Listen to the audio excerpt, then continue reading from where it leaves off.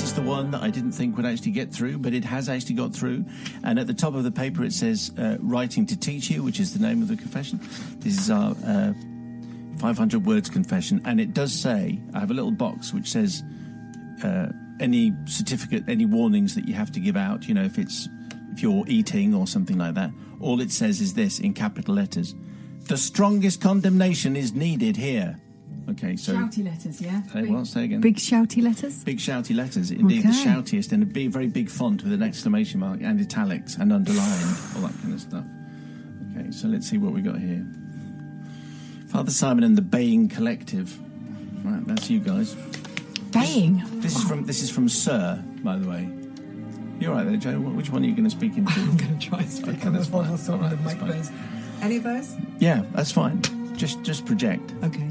Father Simon and the Baying Collective. This morning I was shortlisted for a regional writing competition, and I suddenly remembered my sordid tale involving Chris Evans and his 500-word short story writing competition. Of course, the big finale is this week on Friday's breakfast programme. The year is 2009, and Chris had just announced Radio 2's first ever writing competition for 13s and under. Being a primary school teacher, I instantly used my dwindling powers of persuasion to make my reluctant Year 6 children enter, and I was confident with my guidance we could collect the prize, which then was a pile of books, the same height of the winner for both the child and their school. This was going to be a big win-win. I was obviously hoping one of my tallest pupils would succeed and justly gave them extra help. But writing a story in 500 words is much harder than you think for any age or height. Some of the children had brilliant openings, overflowing with adjectives, adverbs and flowery nouns, but unfortunately the stories didn't have the narrative or twist needed for a winning entry. I decided I must do what I thought. I know that you're ahead of me. You can probably guess what's going to happen. I decided I must do what I thought other teachers or parents were doing across the land and pull out a sharp pen to embark on major surgery.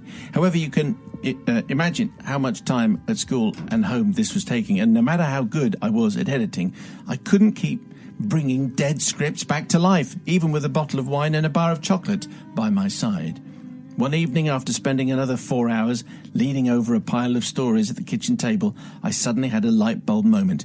I've been trying to win the competition using a shotgun approach, firing 30 insignificant stories at the breakfast judges with the slim hope that one would hit the target. What I needed was a marksman, someone so good that they could win the prize with one dazzling shot in Chris's direction. So I decided my 10 and 11-year-old school children would be replaced by me.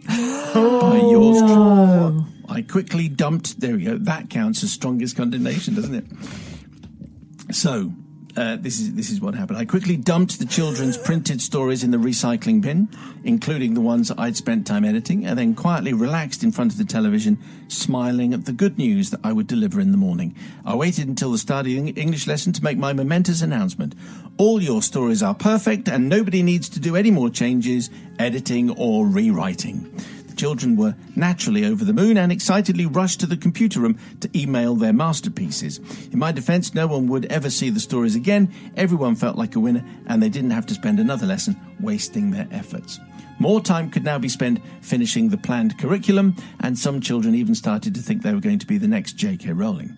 And for my part, I could focus all my attention on my story, and my confidence was high.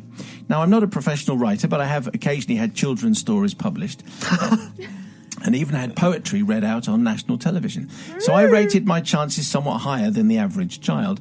I spent a couple of nights, okay, it might have been a week, writing and rewriting and editing over and over again to condense my mini-epic into just 500 words. I was very pleased with the final draft and quickly entered it using my daughter's name, school and age, without her even knowing.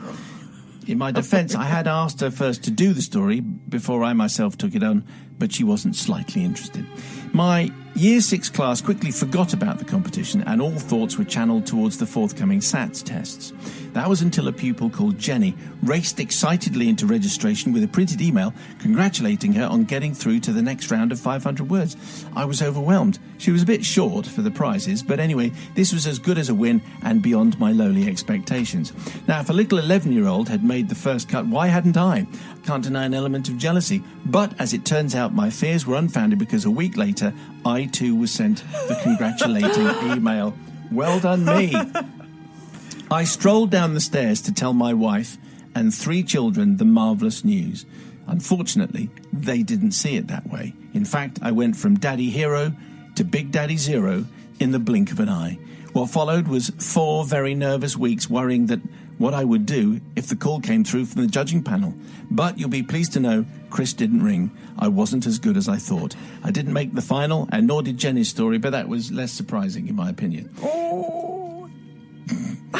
I therefore need to ask forgiveness from my old Year 6 class, except Jenny, for convincing them that their 500-word stories were close to genius, to the volunteer readers who had to read their half-baked efforts, to Chris Evans for me pretending to be a 13-year-old girl in the hope of winning the top prize, and finally my family, whose shame is still felt to this day.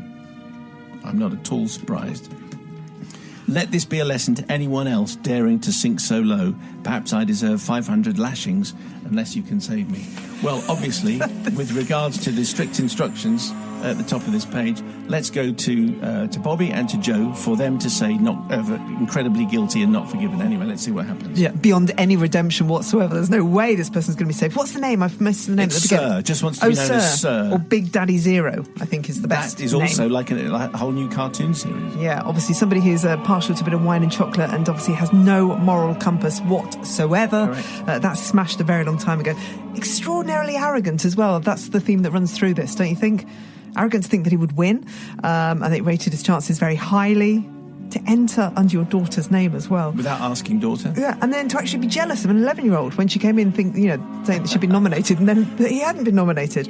And then that phrase, I wasn't as good as I thought. So arrogance and just for deceit, definitely not forgiven. Okay. Wrong. It's not looking very good, Sir, is it? And we haven't even heard from Bobby Look at Bobby's yet. face. I think we should take pictures of our faces, Joe, every day, because this was ridiculous. Also, so confident that you would win, but so stupid that you didn't think it through to if you would win. What were you going to do? You're going to turn up at the studio and read it out? You big idiot. Also, you're a male primary school teacher. You're a rare thing. You have to set an example. There are not many men teaching little children, and you have to set that example. So I am absolutely disgusted with you.